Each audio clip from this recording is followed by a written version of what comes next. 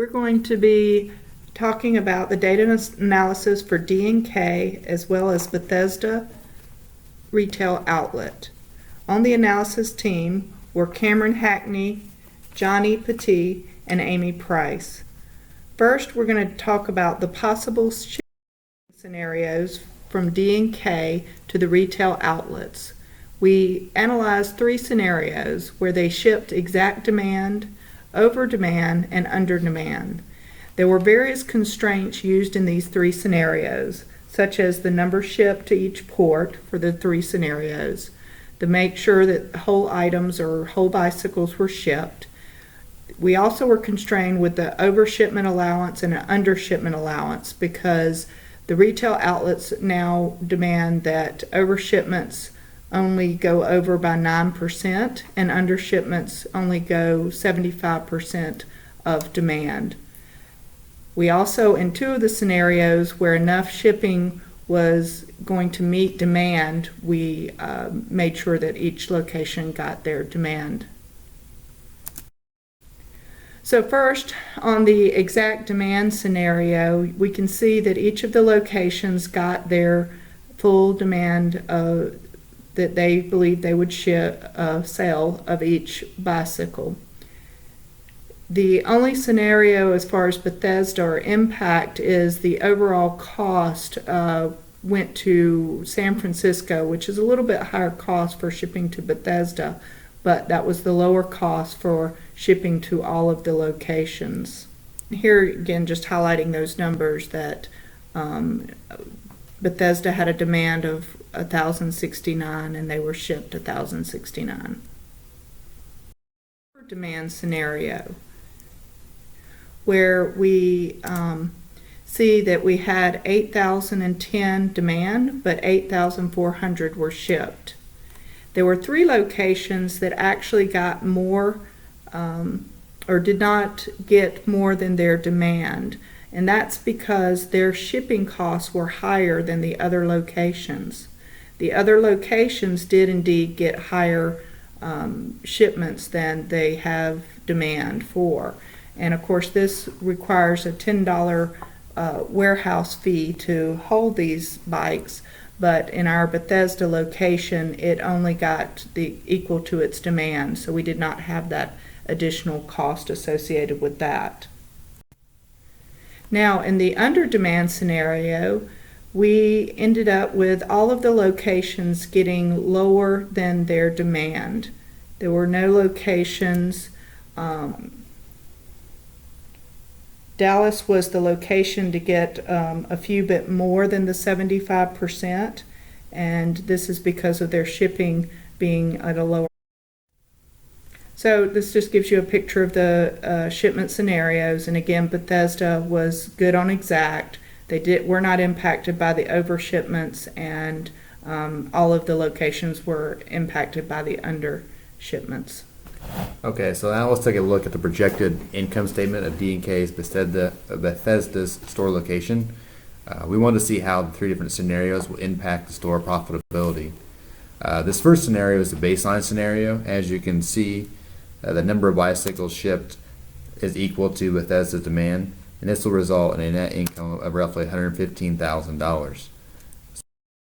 Our demand stays the same, but because of the shortage of bicycles available to D&K, they cannot meet our demand. They have determined it is most profitable for them to send us 802 bicycles. Because of the lack of product to sell, this will cause our store's net income to decrease to roughly $80,000. And the last scenario is the overage scenario.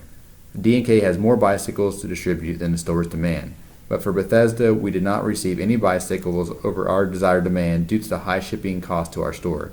Because we do not have any bicycles shipped to us, we will not incur any excess inventory storage expense. This would have cost us $10 per case to store. Since there is no extra storage expense, then the net income will be the same as the baseline scenario, which was that $115,000. And here's a look at the scenario summary. This allows us to compare the results of each scenario right next to each other. As I mentioned before, the baseline and overage scenarios will result in the same net income, but the shortage scenario will result in a net income about $35,000 less. Graphical view of the same results. The stat column chart shows the results of the three scenarios. It is in the best interest of Bethesda store location that D&K would choose either the baseline or the overage scenario. The shortage scenario would decrease our store's ability to maximize our profit. We'll be looking at the sales amount across demographics, the average sales across demographics, and the count of each category. This slide is just like a summary of what graph we will be looking at.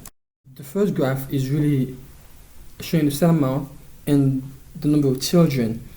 On the left side, we have the sales in the US, and we clearly see people with no children buy a lot more bikes, and people with less children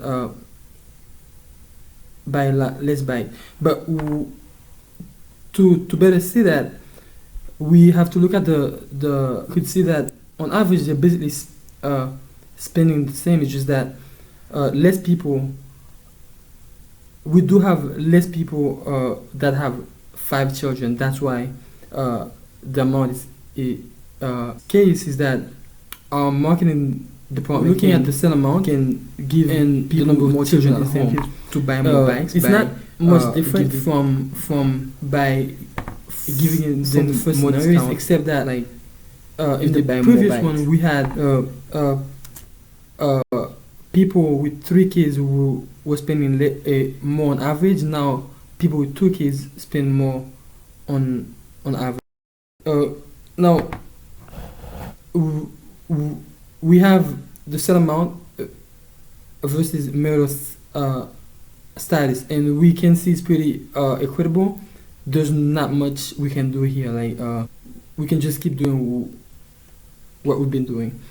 And for the gender, because male and female are basically spending the same on average and the same dollar amount.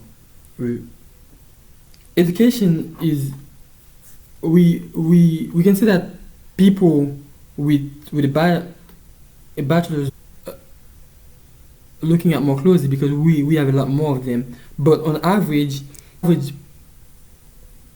people with partial college education are spending a lot less. So we can look at those people and see what we can implement to get them to buy more. And also on the right side we have the same figures across all regions. So we can see now in the US, in Australia, and Canada, we see like the figures are the main one that we should different. Look at the professional, the skilled workers, and the people in management, because those are the people bringing the most money. But we do need to find a way to attract manual workers, because those should need bikes, and if we make bikes that are more affordable for them, we can attract them. Sales and commute distance. This made sense because it showed that the less the person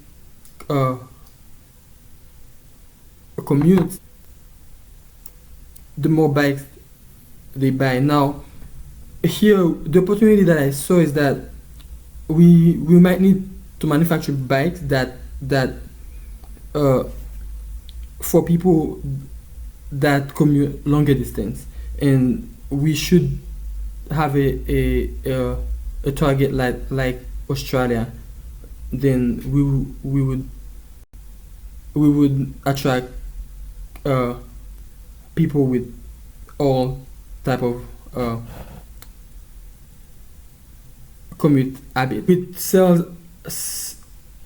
sales amount and number of cars owned, I saw that the more car the person owns, the less bike they buy. That could be a correlation, but we do know that's not a causation. But we do want the people with 3 and 4 cars to buy more bikes if we can implement something to do that.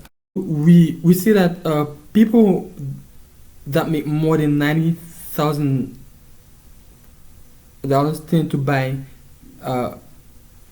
less bikes. It's just that we have a lot less of those people buying back from us. So if we can find out what they like and attract more of those people, because those are the people that are gonna buy the most expensive bikes.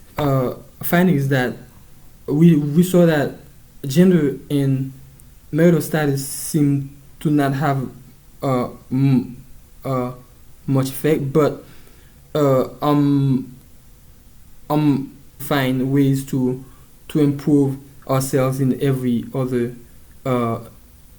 demographic that we just looked at. Thank you.